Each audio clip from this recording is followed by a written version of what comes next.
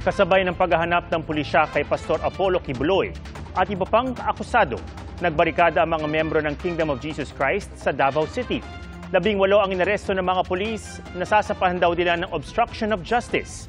Ang KOJC naman, magsasampa rin daw ng reklamo. Saksi, si Rafi Tima. Sabado ng madaling araw nang simulang pasukin ng pulisya ang compound ng Kingdom of Jesus Christ sa Davao City.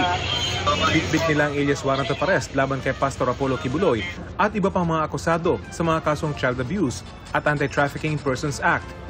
Hindi na kami papayag, magkamatayan tayo! Tiwala ang pulisya na nasa loob si Kibuloy at ang mga akusado. Nandyan yan. Tinatago lang nila. Sa gitna ng operasyon, isang miyembro ang nasawi ng atakihin sa puso. Nagpatuloy hanggang linggo ang paghahalughog sa compound. Target nilang mahanap ang mga tagu-umanong compartment.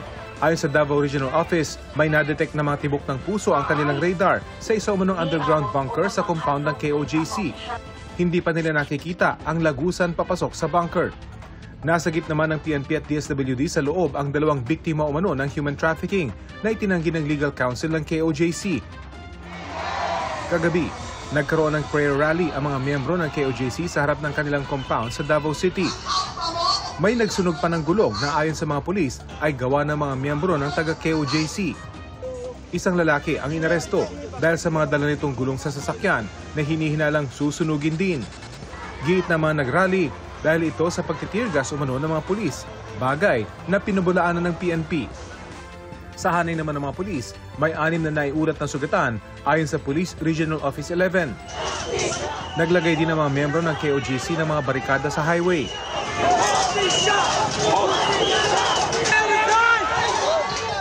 At itinaboy ang mga sasakyan kabilang ang mga patrol car.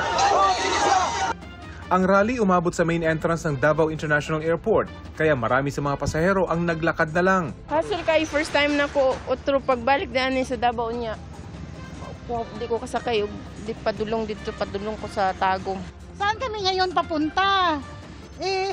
Puro close. Isang tao lang hinahanap.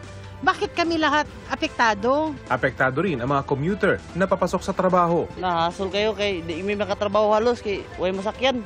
Hanggang kanina, naroon pa rin ang barikada at nang buwagin ng pulisya, nauwi ito sa sakitan. Unti-unting binuwag ang kanilang hanay gamit ang riot shield. Ayaw natin! Wala tayo laban ba? Ang ilan sa mga miyembro, hinila, kinaladkad at pinadapa. Ilan naman sa nagbarikada ang nambato ng upuan at bote. Kasabay ng pagbabarikada ng pulisya sa lugar, ang pagtanggal naman sa mga inihambalan ng mga miyembro sa National Highway. 18 KOJC members ang hinuli ng pulisya na sasampahan daw nila ng obstruction of justice. Ang KOJC naman, magsasampa rin daw ng reklamo laban sa mga pulis ayon kay Attorney Israelito Torion. Pati sa Maynila, nagkilos protesta ang mga taga-suporta ng KOJC. Naglakad at nagtipon sila sa Liwasang Bonifacio. Dumating dito ang dating tagapagsalita ng Administrasyong Duterte na si Attorney Harry Roque at maging si Sandra Cam. Napakalawak na paglalabag sa karapatang pantao na ito.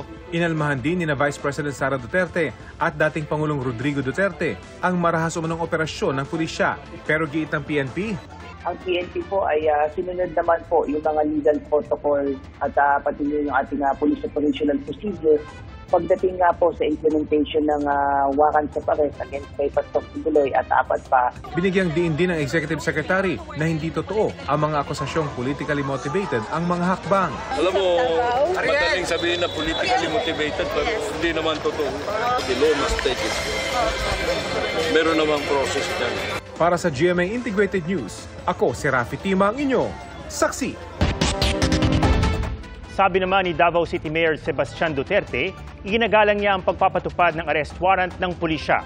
Pero tila hindi daw nasusunod ng PNP ang maayos at legal na paghahain nito dahil sa paggamit nila ng dahas at di otorisadong pag-okupa sa compound.